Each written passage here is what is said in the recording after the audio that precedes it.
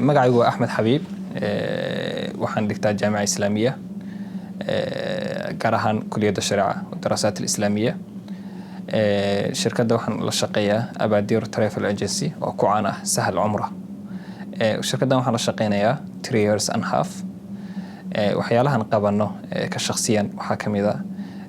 tawjiihaat wal irshaadaat inaan u sameeyno dadka oo imaanaya oo xujayda ama mu'tamiriinta ah tusaale ahaan airportkan uga hortagna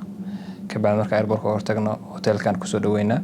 waxa u baahan yihiin baa u sameeynaa waa dejinaa qolalka ay degayaan marka ka bacdi umrah la sameeynaa markaan umrada la sameeyno ay soo umreystaan waxay ay musaacada ama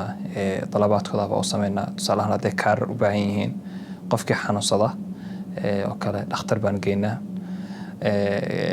marka qofka xanuunsan dhakhtar geeyna wax kasta ay u baahan yihiin u sameeyno ay umradooda dhameystaan marka ka dhamaadaan waxaan aadnaa Madiinatul Munawwara Madiina sala socotaan waxa jira amaakin muqaddas oo la ziyaarto sida Quba Uhud qabuuraha Baqiya waxyaalahaas dhan oo sharaxnaa oo waan geynaa shirkaddan iyo shirkadaha kale farqiga u dhaxeeya Abaadir Travel Agency iyo shirkadaha kale waxa kamid ah Abaadir waxaa la shaqeeyaa dhalinyaro badan oo ardada jaamacadka kamid ah jaamacadka Sacuudiga sida Jazan Tabuk Madiina oo aad u caawiya oo dad shariica takhasuskooda shariica yahay marka farqiga u dhaxeeya shirkadaha kale intaas ku soo koobi karaa